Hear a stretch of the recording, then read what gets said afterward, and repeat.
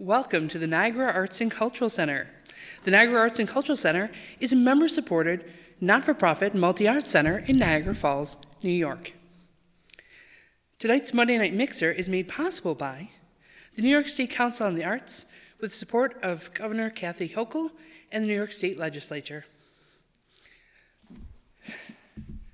Started in 2001 in an effort to save the old high school here in Niagara Falls, it's grown into one of the largest multi-art centers in New York State. Still run by a small staff, volunteers, community members. And by the way, we're growing every day. Welcome. The NAC offers programming all year long.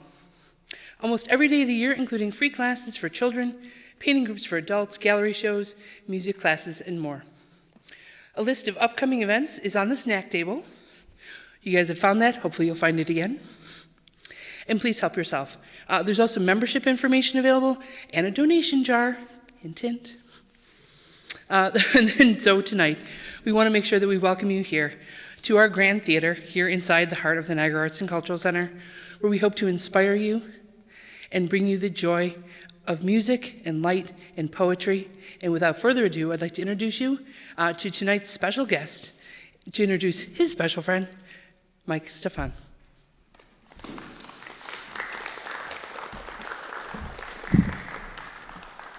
Thank you. Just so everybody knows, we're going to have our other guest read first. Karen Schubert is going to read her work, and then after that, we're going to have an open mic, and I hope people read and participate in that. Then we're going to take 15 minutes and go refill on wine and pizza and whatever else, whatever other goodies are out there. And then we're going to come back and I'll do my portion of the reading. So, everybody okay with that? Good? Okay. All right. All right, so I'm going to introduce Karen Schubert, who is here from Ohio. She made a trip from Ohio to be here and share her poetry, so I'm going to introduce her. Karen Schubert is the author of one full-length collection of poems, a chapbook-length poem, and 4 other poetry chapbook collections. Do I have that right? Okay. Her credits include The Compost Reader, her full-length collection from Accents Publishing, which came out in 2020, Dear Youngstown from Night Ballet Press, Black Sand Beach and Bring Down the Sky, both from Cattywampus Press. I never know if I'm pronouncing that. Is it Cattywampus or Cattywampus? Cattywampus, very good.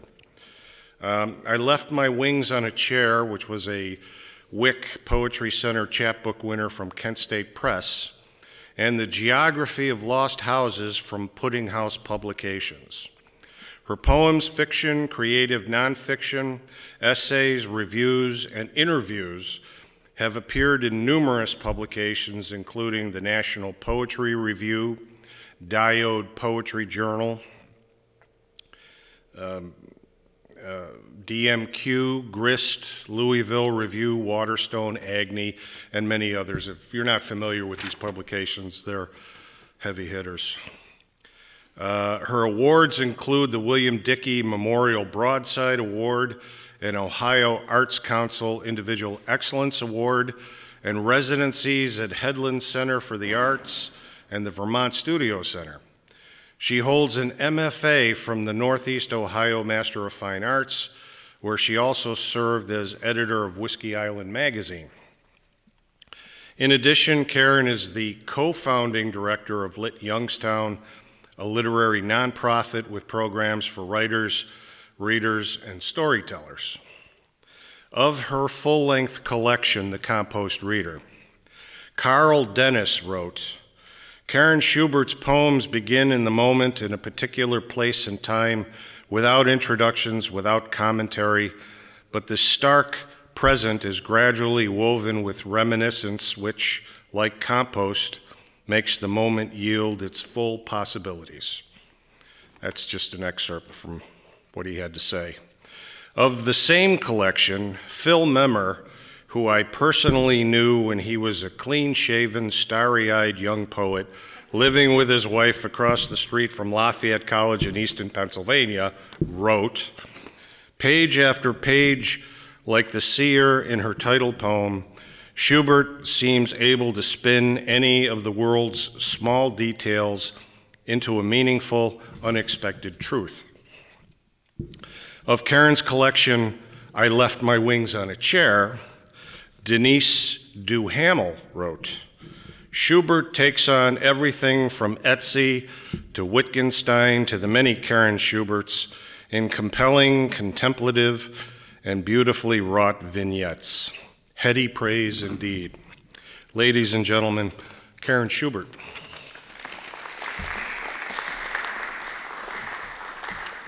Oh my gosh, Michael, thank you so much for that generous introduction. I would have got to meet that Karen Schubert sometime. And a very sincere thanks to Michael, to Kelly, Catherine, Zach, and Liz, and the NAC, to my mom for being here, and to all of you. You could have done anything on this windswept night, and you came here, so I really appreciate that. I'm going to read two poems from my chapbook, I Left My Wings on a Chair. They're a bit on the longish side. And when I visited the Nasher Sculpture Garden in Dallas, I was in a new relationship. We were both in this sculpture garden, and it just seemed like every piece was about relationship. So I imagined embodying, piece after piece after piece. So it kind of skips around a little bit. This is, if you're a little bit lost, just strap on your seatbelt, and then after this, it gets very narrative. At the Nasher Sculpture Garden. From here, your arm is a train wheel, she said. Look at me now, he said. And she walked his changing perimeter, black with head scooped out, soldier with helmet and marching arm up, animal aiming its snout, machine. Look at me. And she was slim, erect, limb buds lifted in dignity or protection. The fight sanded me clean. Look how reflective I am, how smooth where my mouth used to be. And then he was the fight, black torso with horns, moving chess pieces, one his wife and queen, his head angled down toward her, her mouth an O. He jumped to the floor, a wide stance, a full bull, arms high in triumph. He said, sometimes my arrogance, once my father. She said, listen. He could hear the curved wire clicks, the way the slightest brush moved her mobile arms, long and touching like nerves, her hands black metal like flattened drops of tar. She was held together with loops and S-clips. In winter, he asked, and she said then, this iron woman, heart encased, heavy with a vast open abdomen. I see where you hold the sounds, he said. He said, there is the woman made of ducts, origami hands folded in prayer beneath an empty head, black shade in her corrugation. Look how her eyes are strangely closed, ears square. You may become her. I fear my loneliness. She did not understand. Like this, he said, and he was hundreds of metal sticks, T's held together in terrible stillness, like a photograph of a tornado, chaos and buzzing. She circled him until the sun was behind, shining in. "Ah, you are a man inside," she said. "Your core is solid, though you are dangerous to touch." And then he said, "My work." And he joined a row of headless bodies standing in a strip of sand, arms down, clothes plastered to them in shreds. They had no backs, only hollow facades casting complete shadows. She started to cry. "At work, she said, and she was giant like a myth over the flowering trees. Her heart was a motor, electric cable running along her leg like a sciatic nerve. Her arm and hammer swung up and down with the motor's drone. "Go inside," he coaxed, and they stepped down into the chamber and leaned their backs on the recessed granite wall. The square hole in the ceiling framed the sky. "I will be the aperture," he whispered, "if you will be the sky." They sat by the reflecting pool, leaning against one another, mottled and bronzy, their surfaces glinting like the water.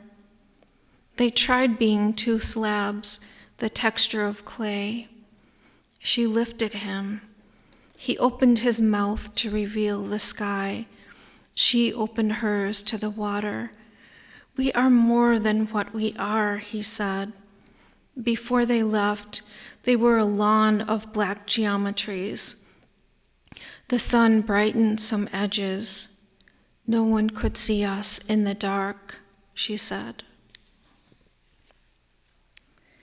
One time I heard someone say that food is love. There are a lot of Italians where I live too, right? And I thought, only love? Is food only love? Isn't it all the emotions?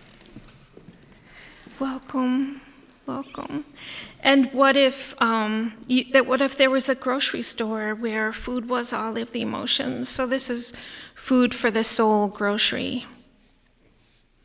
Tuesday morning, Quincy, the assistant manager, is waiting for me. "Dr. Alimentaire, a mother is here with 3 small children." I dispatched 2 clowns to the apple aisle. Over the pop and candy, we pull down a large screen painted with scenes of children playing hopscotch. We grab a bagger from checkout lane 2 to follow behind the mother, nonchalantly replacing cans her children toss out of the cart. It is understood. It is fun to make them roll. As I hang up my coat, my walkie-talkie crackles. "Dr. Alimentaire to aisle 6. I find a woman pacing up and down the rows of cake and frosting, touching each package. "Dieting?" I ask. The woman nods gravely. I reach into my lab coat and pull out a few pamphlets of rice and salmon, Lady Celery's Lovers, the Bok Choy Luck Club, the unbearable lightness of eating salad, the taming of the stew. "Thank you," she whispers. In the pasta aisle, a man with an Italian accent has tears in his eyes. He says he is from Sicily. We walk toward the displaced persons room, picking up a woman from Wisconsin who has just gone past the bratwurst. I've barely returned when the walkie-talkie informs me we have a situation in checkout. Mrs. Wilkins stands next to the cash register, blocked by several baggers who have locked arms. Mrs. Wilkins is attempting to buy a 10-pound roast. "I'm having company Sunday," she says. I ask who is coming. "Joe," she answers, averting her eyes. She has 7 kids and 6 are out of town. We see this all the time. "Put the roast down, slowly, Mrs. Wilkins," I tell her. She hesitates and looks for a way through the baggers, but they move in tighter. She sighs and puts down the roast. I take her back to Meats and we pick out a nice 2-pounder for her and Joe and a raspberry tart. I settle down for a coffee break. I am interrupted with "Woman down in bakery." I find her slumped on the floor next to a table of pink and red cookies. I listen to her heart. She is in love. I ask Quincy to bring chocolates and a red rose. After she is stabilized, I post a store-wide memo. Playing love songs on Valentine's Day can be dangerous.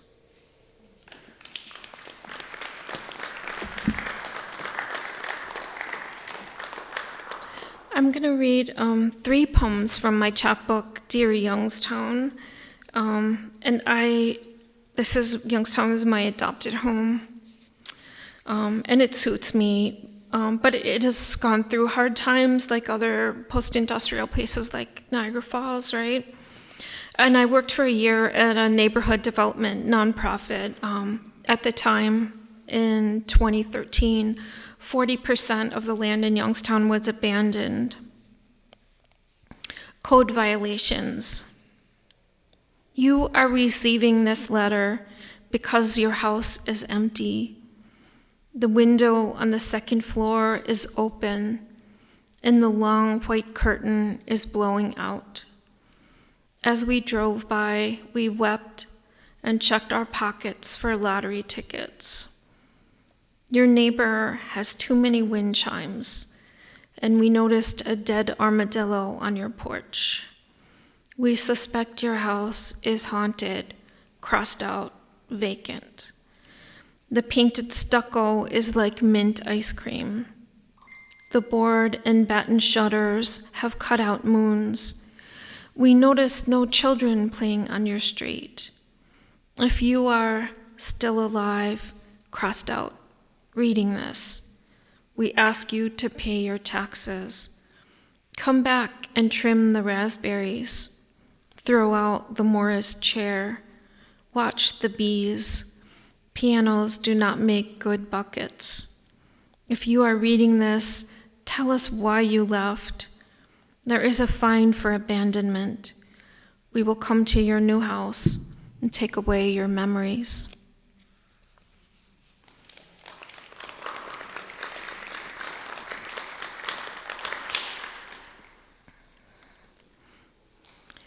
Bringing home the upholstered chairs. There is even snow on the radio between Fredonia and Erie. The white sun is high, but there's no horizon, just snow on the highway and blooming over guardrails, whirling up fields like dust devils. We track ruts where cars have gone down, pick up mangled where it careened off a semi, northbound lane closed for miles. We stop trying to tune the radio, put in Dire Straits. You're so far away from me, we sing, passing northeast, as far west as you can go in Pennsylvania without driving into Lake Erie, frozen and white, imperceptible. We pull off to rest our knuckles. A dog on a leash falls into snow. It looks like that guy's fishing, you say. We should be home by now. The guy with Georgia plates might be wondering why people live here. But that's what we say about Georgia when the sun is white hot in the south and our fields are operatic in color, snow percolated into the water table. It's too dry for snowmen. You can't even pelt me with a snowball, but it's safer to walk on than ice. And we have Valentine's dinner at Montine's, where our waitress fusses over us, overnight bags, chilling in the minivan while we get sticky on barbecue and salty greens. Louis Armstrong sings us home. It's been a long day, but the world is, we agree, wonderful. And we share a blanket and watch a movie about a midwife who lived after the revolution when no one knew what would happen next, when a woman couldn't own her own house. Her husband went to debtor's prison.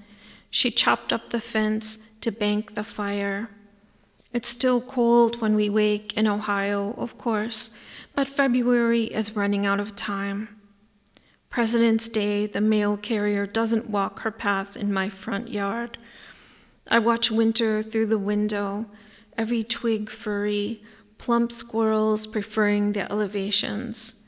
I'm out of milk, but it can wait, I think, opening my friend's new book.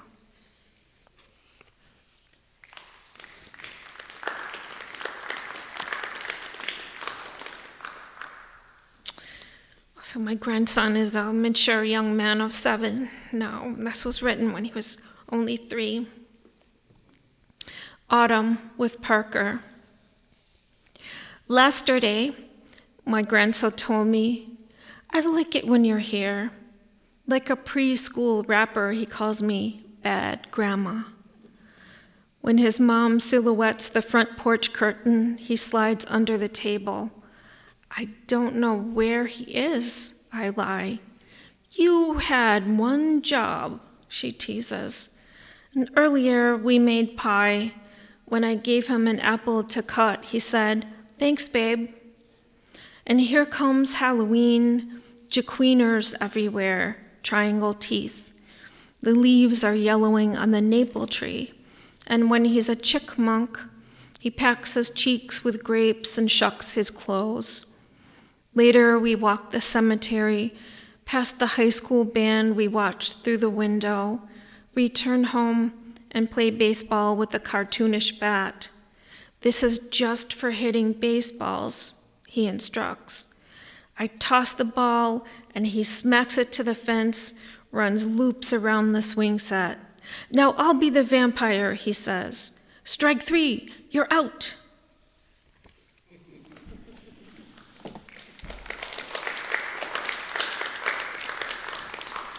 So my first full-length book was published during the pandemic, which was very bad timing on my part. So I extra appreciate the chance to come out and read.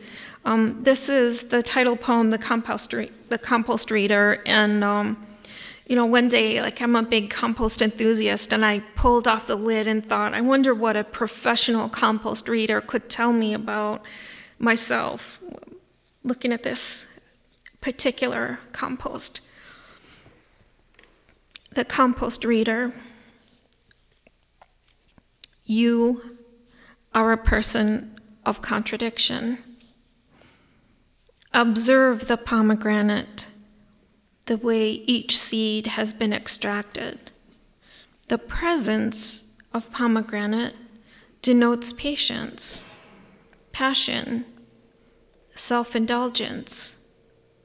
But see how the seeds are not so much scooped as torn from their rough and broken cavities. And the dark coffee grounds still in the unbleached filter. Obviously, you miss your best friend from 4th grade, the one with lavender tissues in her shiny purse. Eggshells. And not tucked into each other like passengers on a train, but scattered far from their mates. Here, a pile of moth-webbed cornmeal, hot pepper seeds, potato eyes, beetroots, quick to anger. And these red-soaked slices of orange spiked with cloves. Dinner party. You're afraid of the dark. Look at the layers of leaves, not raked in fall, but scooped out from under snow to cover 11 baby roses and the charred skin of a butternut squash. It's not so much that you miss your friend and her rhinestone barrettes, her sisters with J names. You wanted to be her.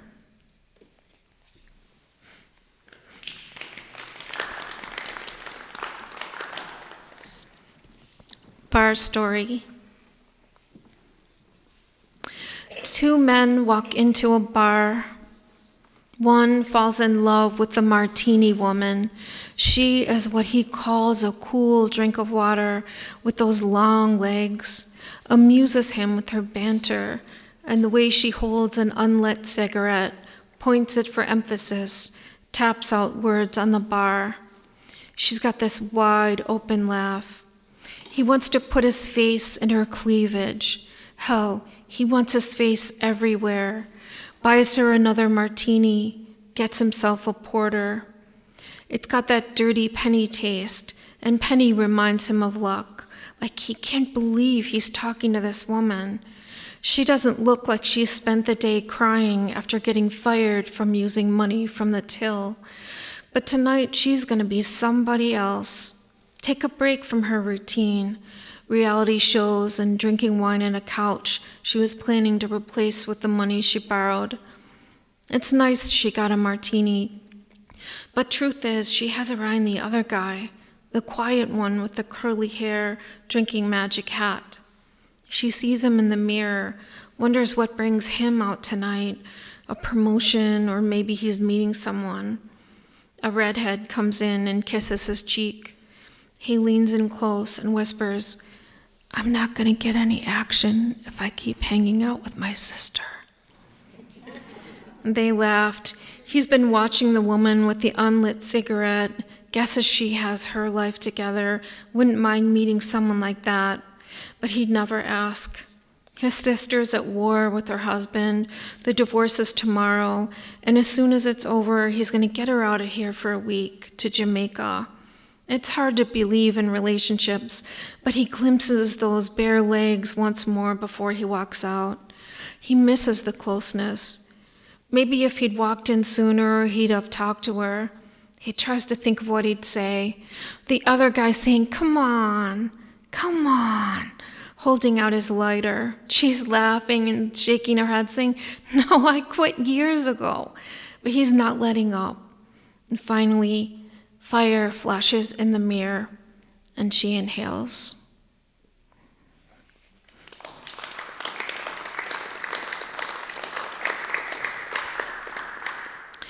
Well, there's been so much loss in Youngstown. I'm not sure we've really, and I say we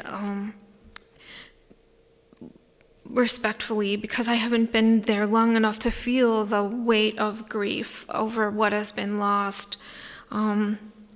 But this is, I wrote this poem after the closing of a really important, iconic bar. There's a fantastic live music scene in Youngstown. It was in this wonderful old building that's been sitting empty now since then. Closing the bar. This is the 2-poem warning, my penultimate. Closing the bar.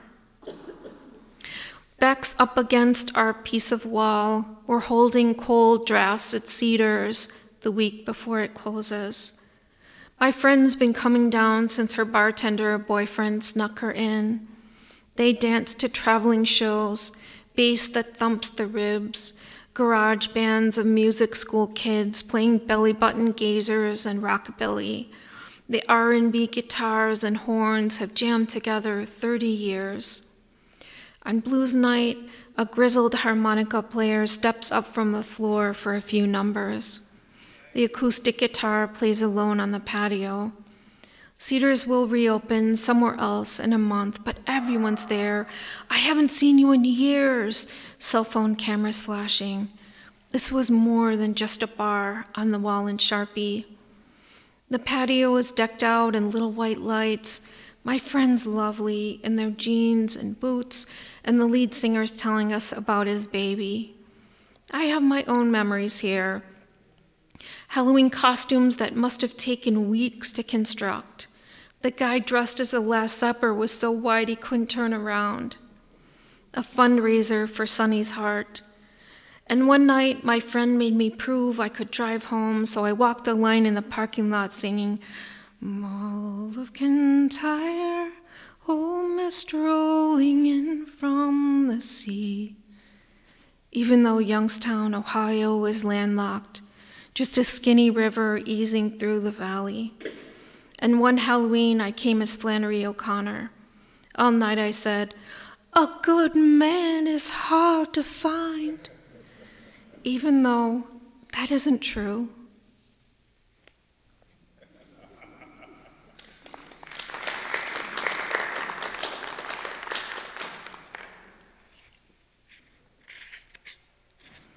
This is my last poem. Thank you all so very much.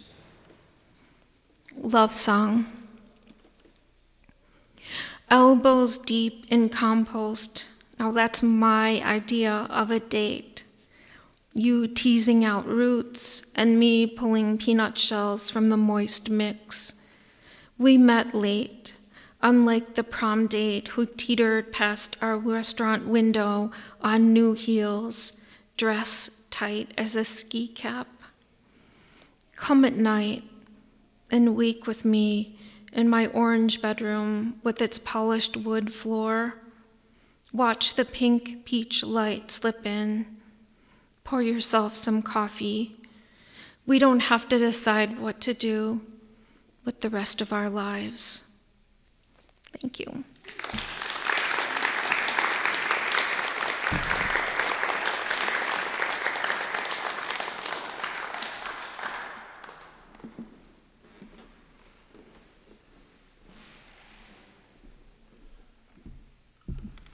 Thank you, Karen. That was wonderful.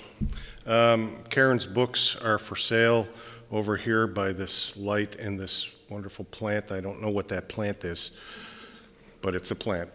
And I have a book, my latest, for sale over there as well. I promise you this will be the only commercial this evening, okay? I don't know about... Oh, okay. Well, as far as books go, I don't know how Karen's publisher feels about it. I would love to just give these things away. I really would. And I don't know how Karen's publisher feels about it, but my publisher has said that that's an extraordinarily bad idea. It's just a bad business model, I guess. I don't know. But they're for sale, and the autographs are free if you want them signed. As are I have bookmarks over there. Those are free too. Take them, okay? I don't know if we have a sign up for open mic. How many people want to read or recite or perform for open mic? How many do we have? We have one here. We have one here. We have one here. Okay, so we have three. Anybody else? Come on. Open mic. Okay.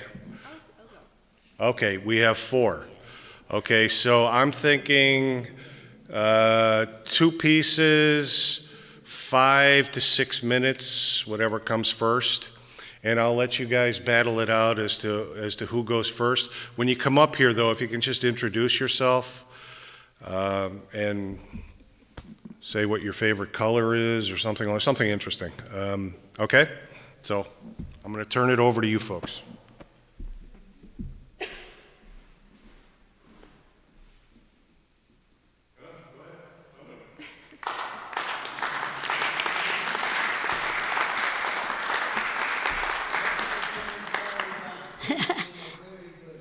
Mocha's volunteered me. We both belong to the same poetry club, book club, and writing club, and I wrote these a long time ago. My name is Carol Dunn, and this first one, you can just see the picture in here. Our writing instructors and poetry instructors and all were very, very good. And the object of this was we had to take a picture out of a book, off the wall, whatever, and write a poem about it. And this one, called Lone Tree by Carol Dunn. This picture is hanging in my living room right now. It was a picture years ago when my mother was alive. She wanted a new picture for the living room, and my brother lived in California, and I gave him the money, and he bought this, and this lady that painted this, her name is Jean Colbus. She's well known, and her whole family are artists. So I just happened to look at that picture, and that's where my poem came from. Lone tree flourishing by the dirt country road. Wooden stakes joined by wire to keep God knows what either in or out. The uncut growth beneath the tree is blowing gently in the breeze, wild flowers lending their colors to the scenery, their heads peeping noticeably among the grasses. Not much more is visible to the naked eye. The flutter of butterflies blowing on the wind and humming of bees, the full green foliage of this lone tree prove life goes on far from the city. The inviting shade provided calls all to sit a while. Listen to the hush. Enjoy the solitude. No bustle or commotion. Let go of the pandemonium. Feel the serenity.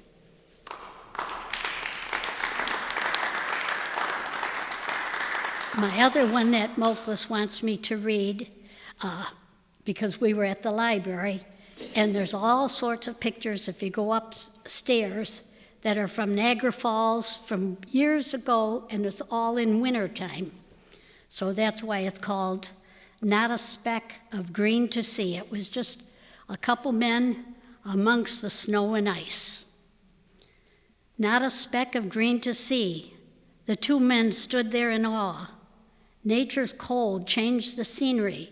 White ice crystals covering all. The two men stood there in awe, drooping branches touching the ground, white ice crystals covering all. There will be damage and cleanup. Drooping branches touching the ground, walking can be hazardous. There will be damage and cleanup. It happens every year. Walking can be hazardous. Nature's cold changed the scenery.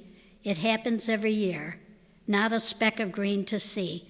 And I should have told you that had to be a pantoum, and that's why things were done like they were. Thank you.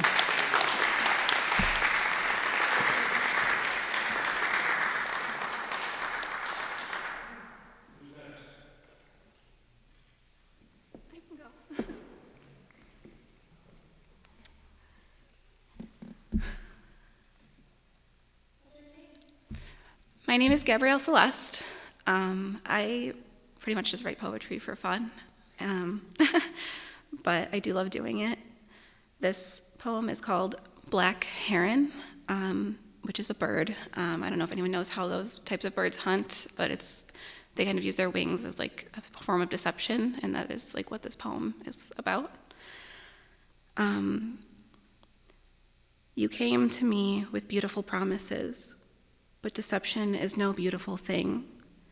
It is being told I would never be a maybe, and then hearing of your uncertainty. It is the words I love you, followed by who you'd rather I be. It is responding to my feelings with a coldness I had never seen. It is crying well into the night while you turn away from me. No, deception is not beautiful, not by any means, even if it is you who used it so carelessly. Thank you.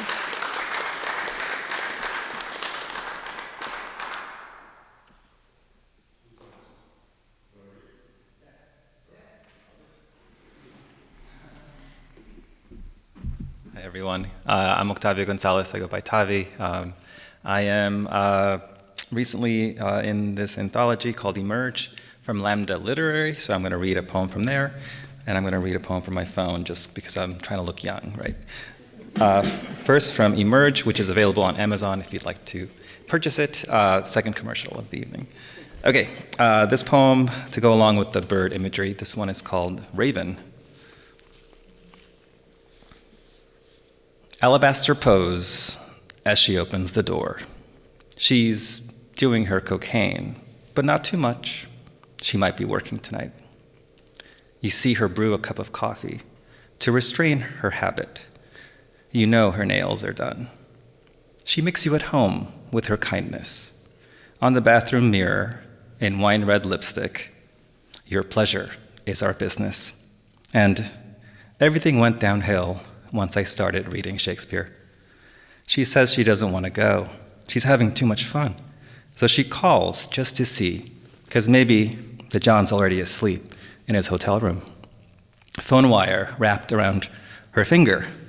She's right. The John's passed out. She's calling it a night. Goodbye. Thank you. I have to water my plants. And that was a real encounter with a real lady of the night when I was in my early 20s. Her name was not Raven. She made quite the impression on me, obviously. This one, my second final poem, is called Rosie Guildenstern, another portrait, very different profession, shall we say. I should say that Guildenstern is not this person's real name, if you can follow the logic there.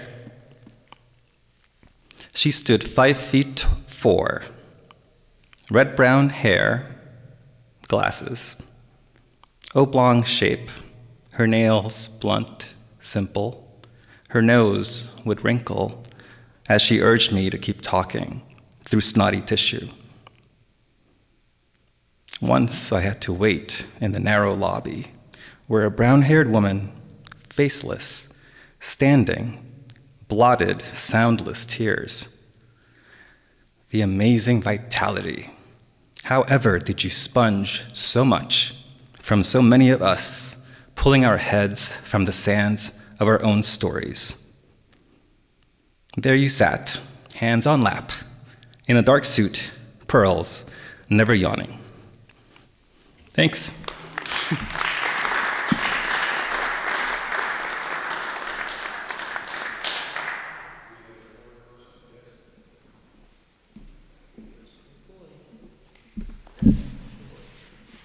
Hi guys, nice to see you. Are you going to read something?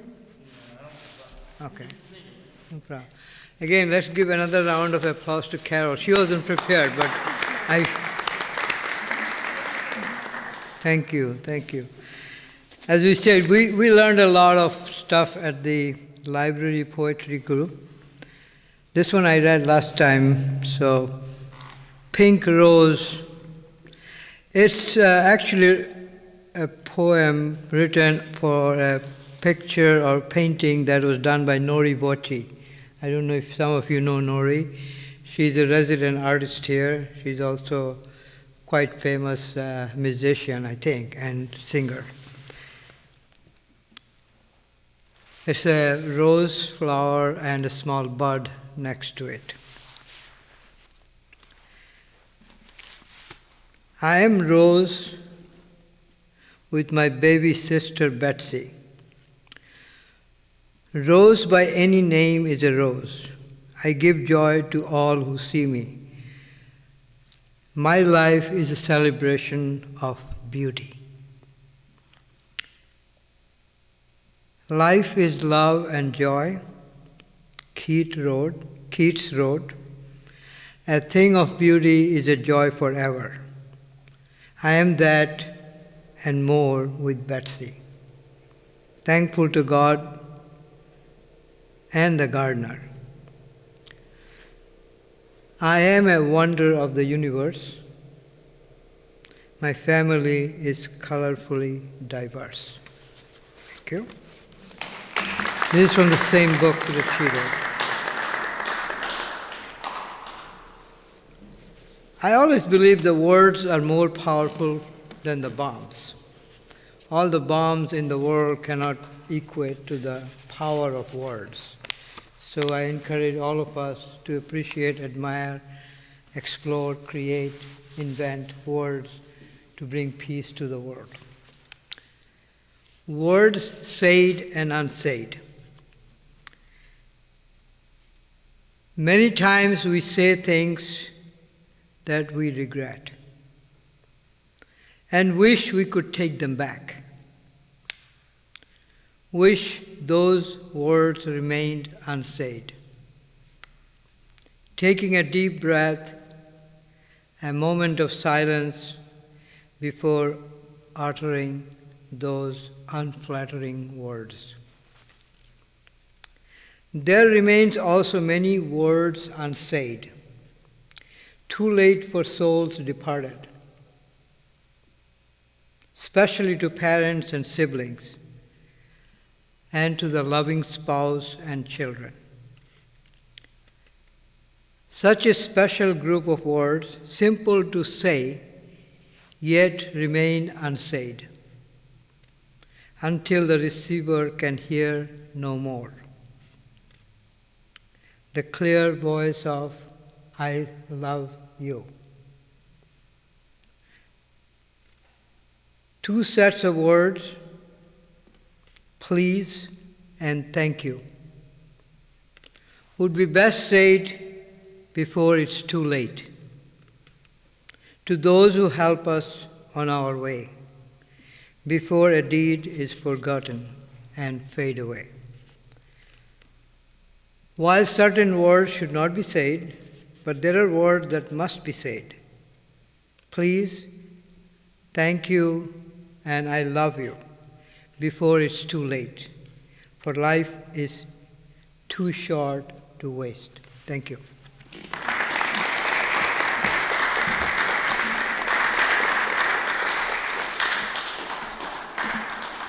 Again, I appreciate everyone reading.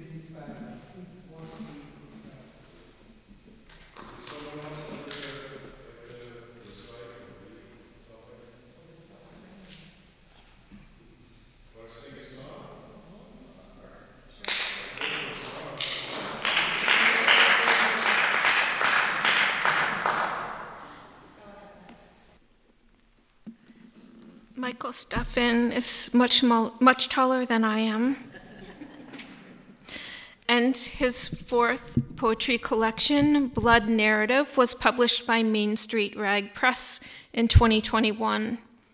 He's also the award-winning author of 3 previous poetry collections: No Good at Sea, published by Legible Press in 2002, which won the Legible Press Poetry Prize; Heart Murmur by Bordighera Press, 2009, which won the Bordighera Poetry Prize, appearing as a bilingual edition in both Italian and English; and Bad Behavior, published by Brick Road Poetry Press 2012, which won the Brick Road Poetry Prize. Michael was granted a 2002 fellowship from the Pennsylvania Council on the Arts and has had poems appear in a variety of journals, including Poetry, Potomac Review, Chiron Review, Poet Lore, and the American Journal of Poetry. He has been a mentor in the Penn Prison Writing Program and was curator of the now defunct Riverside Reading Series in Easton, PA, hosting poets such as Meg Carney, Daisy Freed, Craig Jury, Lee Upton, Len Roberts, and Gerald Stern. Michael is a graduate of the MFA in Creative Writing program at Vermont College and currently lives in Buffalo. Please welcome Michael Steffen.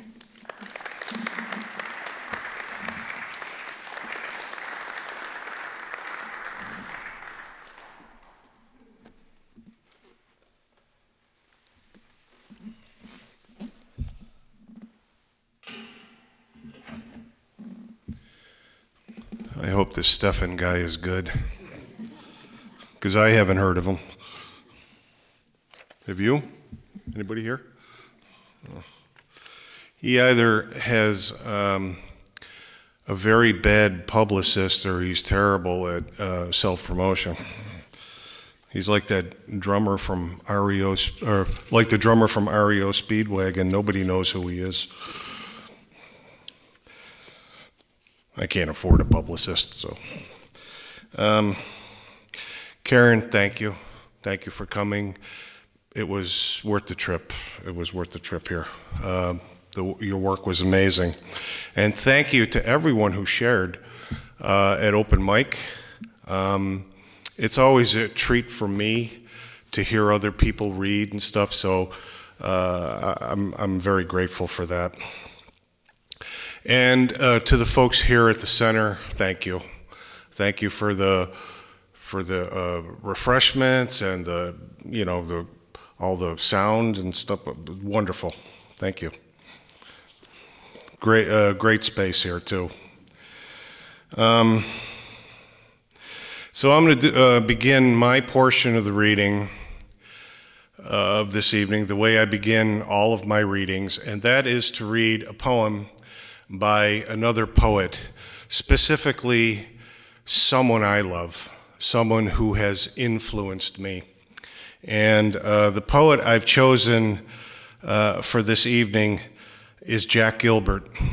I don't know if any of you have ever heard of Jack Gilbert, but he was born in 1925, and he hung around with a lot of beat writers, Kerouac and Ginsberg and Ferlinghetti, that whole gang. But he never considered himself a beat writer, a beat poet. He said he was a self-proclaimed serious romantic. That's what he called himself as a writer. He was married to the poet Linda Gregg for 6 years and divorced her, and then he married a woman by the name of Machiko Nagami. She was a Japanese language teacher who was 21 years his junior. But they fell in love, got married, and moved to Japan. And he taught at a university there for 11 years, until she died of cancer at the age of 36.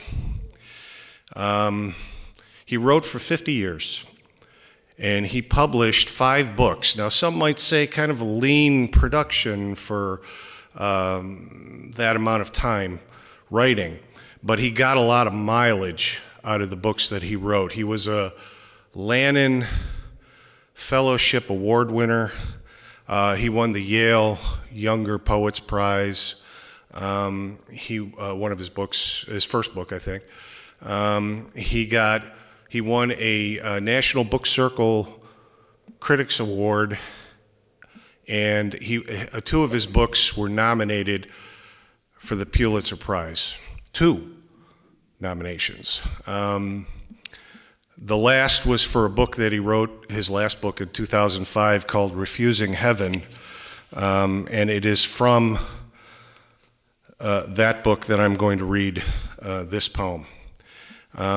He died about 10 years ago. He was 87 when he passed.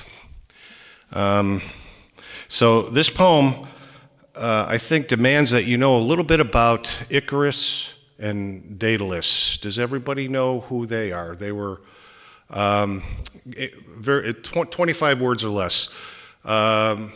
Greek mythology. Daedalus was exiled.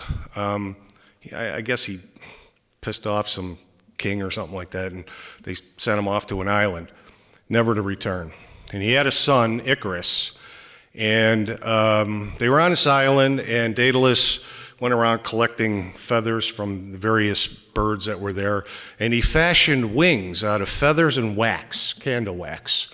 And he gave a pair to his son, and he said, listen, whatever you do, you follow me. Whatever you do, don't fly too high, because if you do, the sun's going to melt the wax, and you're going to plunge to your death. So at first, Icarus listened to his father and flew right next to him, but then he became emboldened, and he flew too high.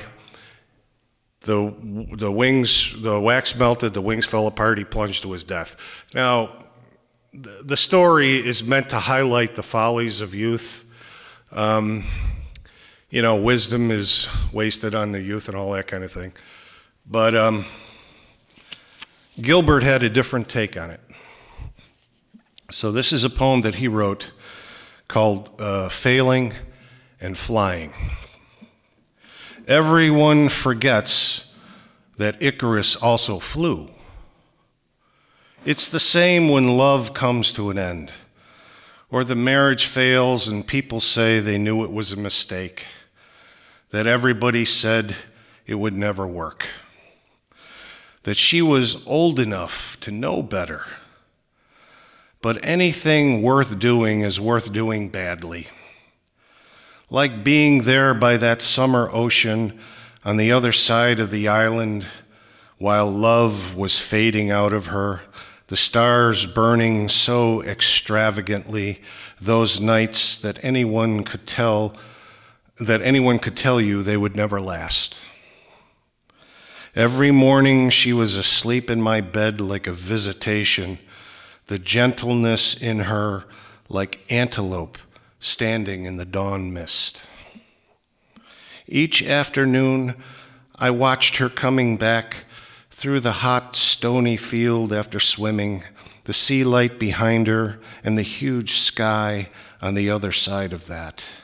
Listen to her while we ate lunch.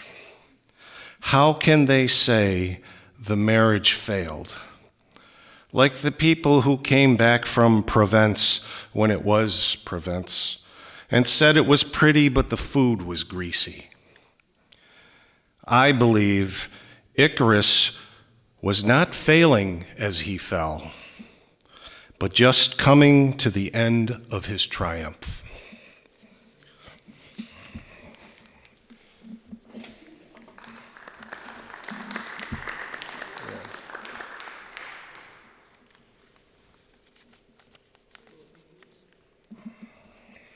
So he's gorgeous. Okay, so I'm going to read just a few poems from the new book. I don't mind giving a few pieces of candy away, but not the whole store. So I hope I give you enough just to whet your appetite.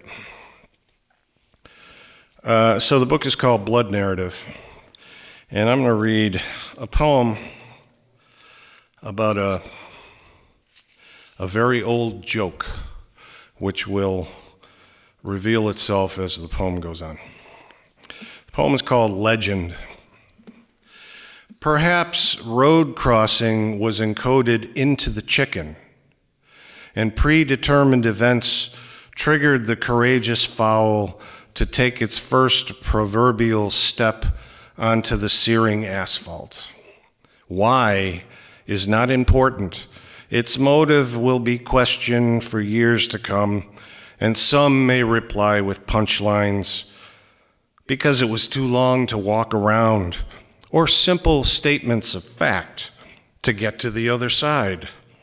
Regardless of purpose or the confluence of events conspiring to affect its crossing, it took some pluck, traversing an interstate, being true to its nature to forge beyond the center stripes. No doubt it was afraid in the face of such danger. Who among us could resist admiring its valor or make the same claim to courage and strength of conviction? No one is certain how many cars it sidestepped, but it dared to dodge and succeeded as no other chicken had. No marker commemorates its deed, no bronze plaque preserves the date. But of this we can be sure. One pioneering avian embedded itself in our cultural gestalt, perhaps inspiring generations of other chickens to heroics. It simply would not stop for death. The chicken did not cross the road. The chicken transcended it.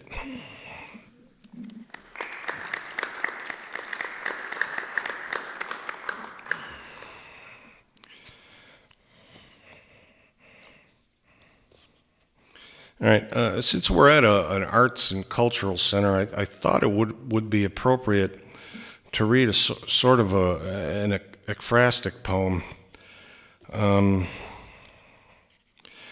I have this postcard at home in my office. It's right above my desk, and it's a postcard that I got at the Art Museum in Buffalo, and it's of Milton Avery's bucolic landscape. I don't know if anyone's familiar with this painting. It's an oil on canvas. It was done in 1945, and it's a picture of a cow. And you're looking at the cow, looking out at a pasture, the cow's got its back to you, And so that's the painting. And it's just, I have it, and it, for some reason or other, it's inspiring to me. I don't know why. But I thought I would read the poem, which the title of which is taken from the painting. It's called Bucolic Landscape. A yellow cow is lying down in the pasture's foreground, facing away. I see the same lush hills she looks at. Trees to the upper right, well-trodden path, gesture of a fence. Good a place as any, I suppose, for a cow to reflect, to wonder perhaps if it will rain, where all the buttercups have gone, whatever cows think. A few feet away from her bony back, I stand beyond the edge of the gilded frame, inhaling the sweet scent of meadow grass, her soulful odor, no schedules or deadlines demanding her quick departure. I can imagine other cows in the herd, their udders heavy, teats swollen, ambling single file out of sight, leaving me to my pastoral thoughts, and the cow to hers, as they follow the path towards a pale purple dusk and rustic moss-covered barn that must lie somewhere beyond our view.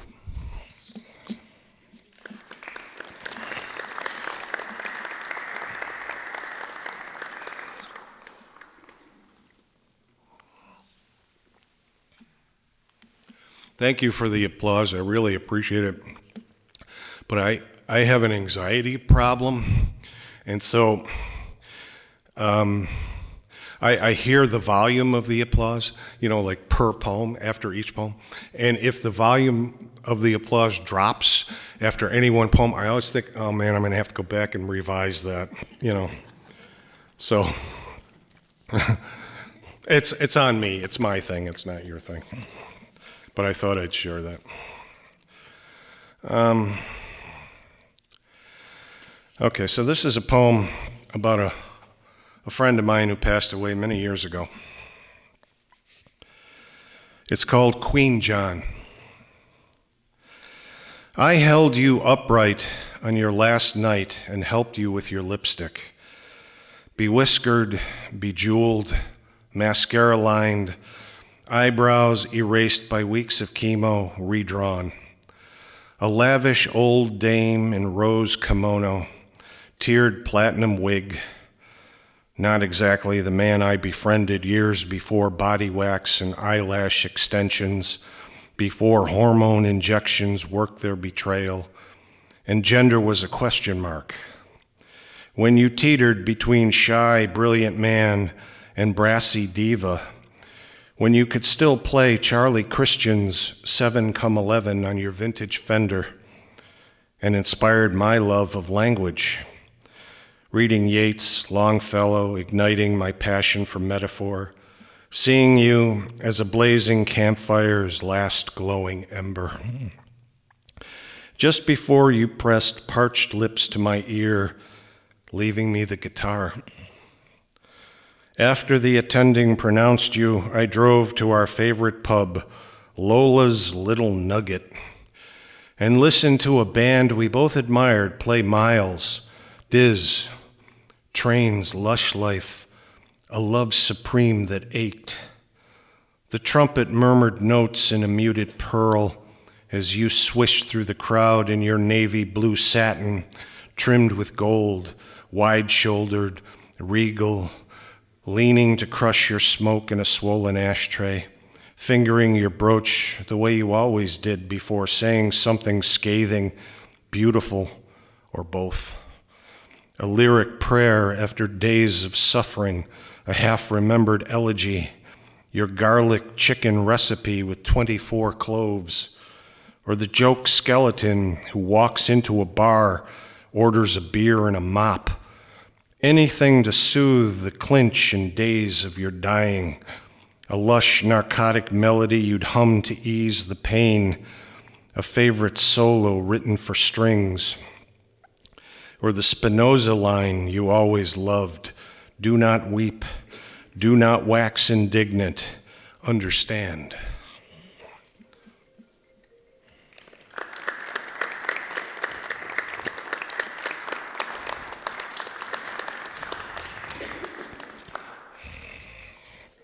Thank you.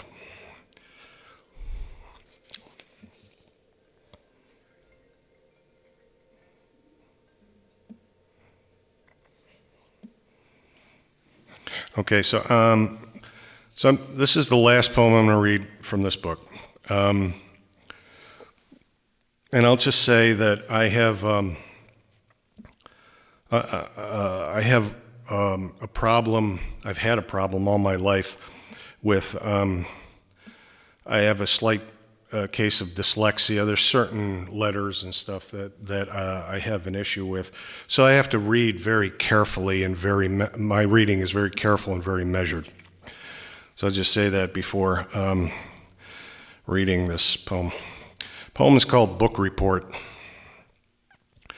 I'm such a slow reader that I began the Iliad shortly after the Trojan War, and today, bloodshot and squinting in the thin light of my desk lamp, I finally turned its 660th dauntingly thin page and read with exhaustion that gorgeous last line, "Thus they buried Hector, tamer of horses." Christ, I can't wait to plow through the sequel. As if the names weren't hard enough, Iphigenia, Clytemnestra, Agamemnon, Astyanax, all ideas of love and law seem to count for nothing.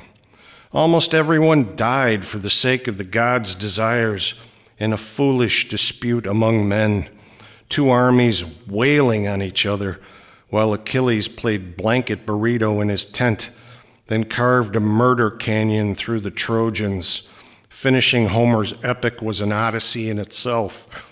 I'll never get back the years spent slogging through its plot, a page or two at a time, tacking forward, then circling back on a dactylic tide, a ship lost in the fog. How good it felt to finally glimpse the ending's rocky cliffs, a coastline vaguely familiar, family and friends standing at the edge of the last page, waving me home.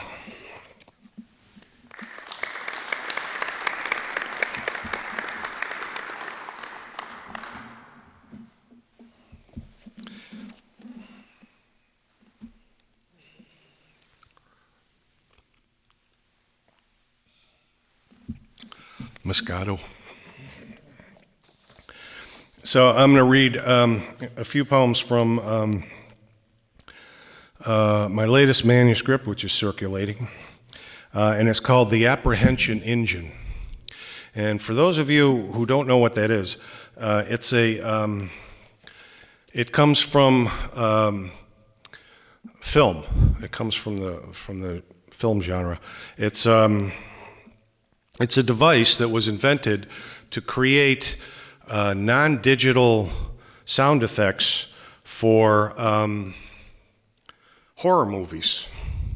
The Witch, I think, was one, and Texas Chainsaw Massacre was the other.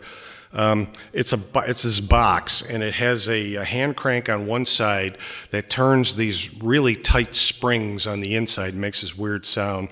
And it also has thin metal rods that are bent and metal rulers that are bent, and you drag a horsehair bow across that, and you make these haunting sounds. They're amazing.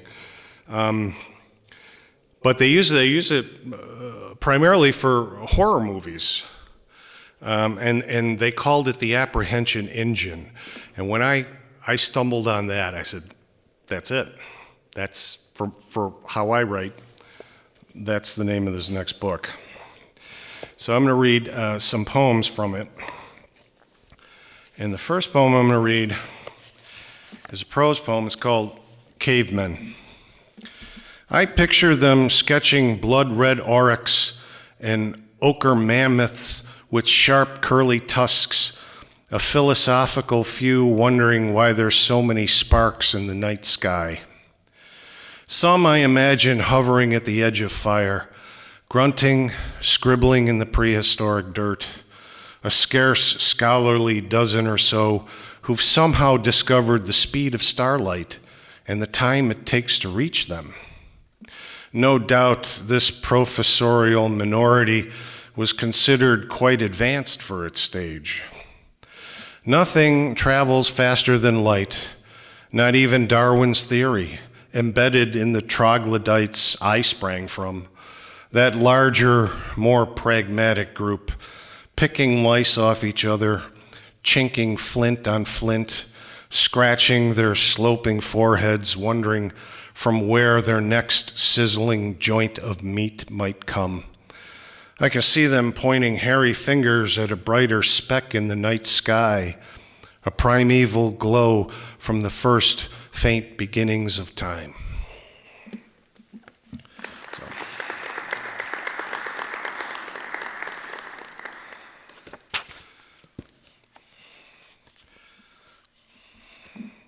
Saturday. The way you show up at the end of another shitty week with your happy pills and purple hair dragging around your brooding and powerfully atmospheric aura like an empty studded collar brimful of jubilant delinquency. You're so Susie and the Banshees, you'd eat your own children. Saturday, you bring out the werewolf in me. Saturday, I'm in love with your unicorn blood lipstick, fake ID, piercings and thigh-high boots, hairy armpits and raucous desperation. You're the Boondock Saints to my Citizen Kane, the Chalupa Supreme to my Coco Van. Saturday, don't even suggest I'm to blame. I've seen you breezing through the yard, swigging Colt 45. Saturday, there are limits even to hedonism. Saturday, in your studded leather, driving your vintage black 1968 Dodge Charger, you're the version of me I keep in hiding. Saturday, the point is, Saturday, I love you like plump loves spandex. I love waking up next to you in Bangor, Pennsylvania with no idea how I arrived. I love your sirens and your anti-fascism, and I mean that more than Karen Carpenter, but less than Joey Ramone. 3 or 4 of you have always been my dream. Thanks for letting me drive. Saturday, I think I'm drowning. I'm 49 and I have no chosen course. Saturday, that tickles. Saturday, will you please turn off Sunday's cartoons? Listen, Saturday, you've done me wrong. You've taken me from sober to stupid with no round trip.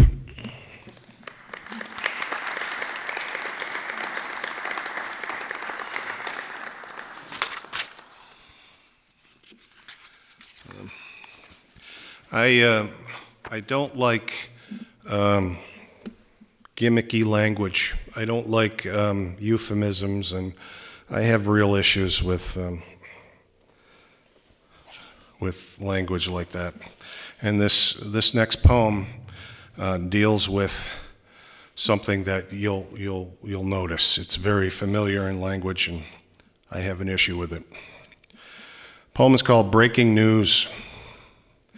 Texas is the new California, Florida the new Texas, China the new America, abstinence the new sex, godlessness the new religion. Orange, or is it navy, is the new black, prose the new poetry, doubt the new truth, X the new Y chromosome. You hip? You jiggy with jargon? The present is a thing of the past. 60 is the new 50. 30s become 10 and 2 5s. Death is the new birth, money the new poverty. Nothing is the new something that's replaced something else. It's the thing of the moment. It's selling like hotcakes. It's stinking to high heaven. I want to make something of it, and I would if I were me. But I is the new you, straight out of central casting. The last straw that broke the new camel's back. The new camel being, of course, the paradoxical frog. The newest and best thing there is, even though best is the new worst and new is the new old. Something is the new something else. That's what's rotten in the state of Denmark. The new business casual, that sort of thing.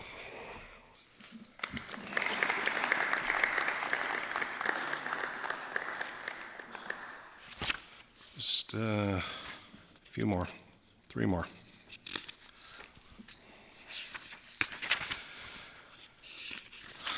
So I left home when I was 18, and I went off to New York and lived there for a while, and I left my parents and my family and stuff behind me, and I went off and I lived my life, and as people do.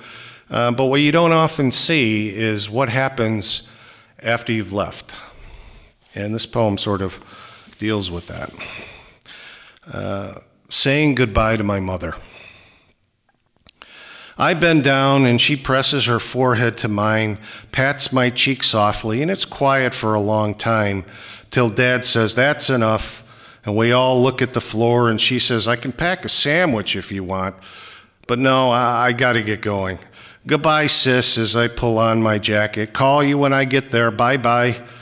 Looking back as I walk toward my father, loading suitcases into the trunk of my old Monaco, I see her standing on the front porch, waving me goodbye as I slowly back into the rest of my life, her frail figure shrinking in my rear view.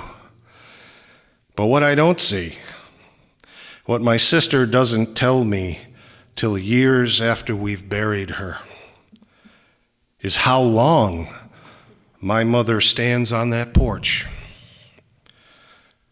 40 minutes after the Monaco's ruby red taillights have faded away, she's still there, fist in her mouth, her apron flapping in the breeze.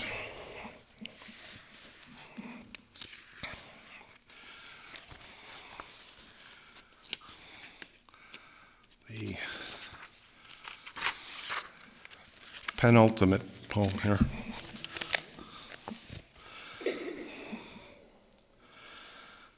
Third floor artwork, North Shore Hospital. Crayons scattered across a white wooden table in the pediatric oncology unit's playroom. Bright, inextinguishable sticks, vanilla bean, Syracuse orange, strawberry, tomato, pear, parakeet, Vermeer's ultramarine, that deep hue of wanting, citrine permutations, emerald geometrics, love's lush purples, embers in a banked fire rendered on plain white paper, littering the pale linoleum, ashen yellow, rouge of sunset, flush with tepid angels, river and sky, their blues deeper than Cézanne's bathers. A rainbow pinned to a blank wall boasts its haunting palette. A bird preens forest green feathers on a gunmetal branch. Outside the daily routine of pain, deer graze in an umber field, the moon tossing its jeweled beam over a graveyard, guiding silver souls into a gold galactic swirl, a whirling basin of space in which a haloed figure with indigo wings centered in the firmament's blur stands on a blood-red star, the lump that started it all.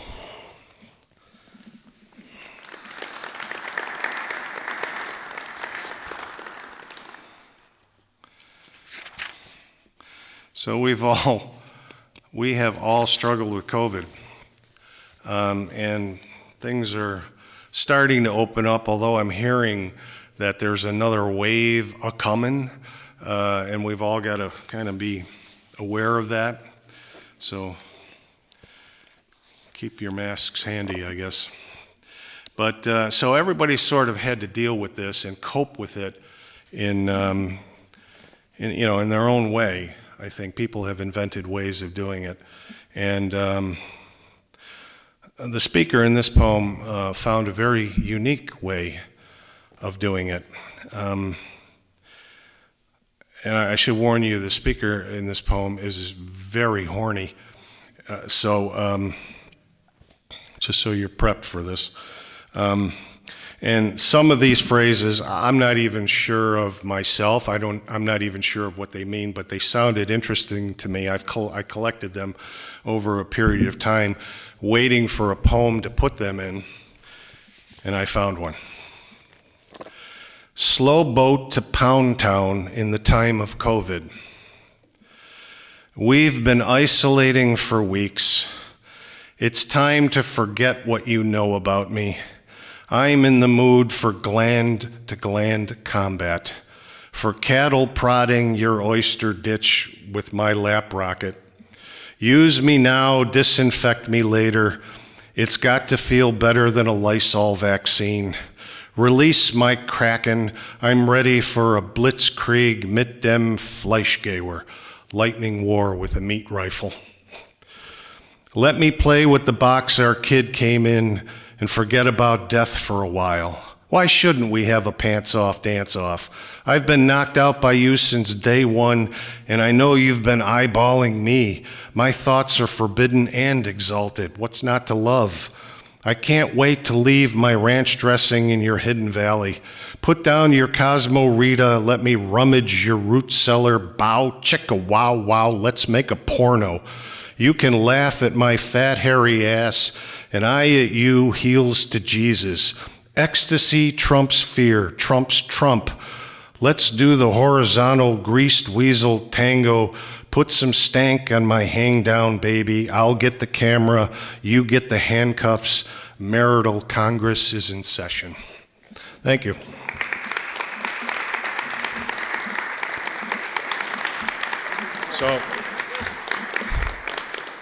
So I think that's it for this evening.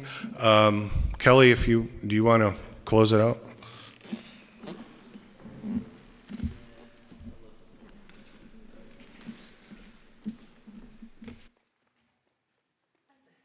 To follow. Thank you so much, first of all, to both of our poets for coming here this evening and sharing their incredible talents with us. Mike Stephan, your idea of having tonight's reading is brilliant, and thank you very much for putting it together.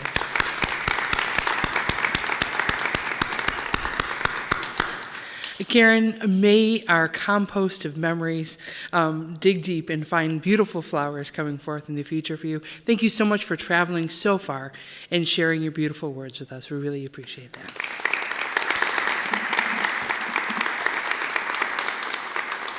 And for our other poets published and searching, thank you so much for coming today and sharing our stage and sharing your thoughts, your hopes, your dreams with us today. This is what an art center is for. And so, on that note, we invite you back both tomorrow and every day to come and join us. If you have ideas for events of your own, if you have things you'd like to join, we always have volunteer opportunities, as well as great opportunities just to express yourself in any way you can, whether that is an idea of your own or joining someone else's.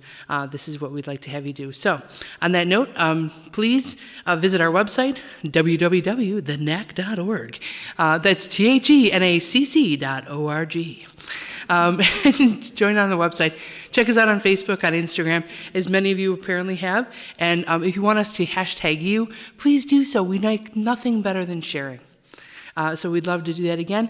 And thank you so much for coming. And please, please finish eating all the snacks so we don't have to take them home. Thank you very much, and we look forward to seeing you again. Don't forget, our next opening is on this upcoming Sunday, on the 3rd of April. Alternating Currents opens in the gallery downstairs. The Niagara Arts and Cultural Center is open Monday through Sunday. That's every day, ladies and gentlemen, from 12 till 5 p.m. Thank you so much, and have a good day. All right.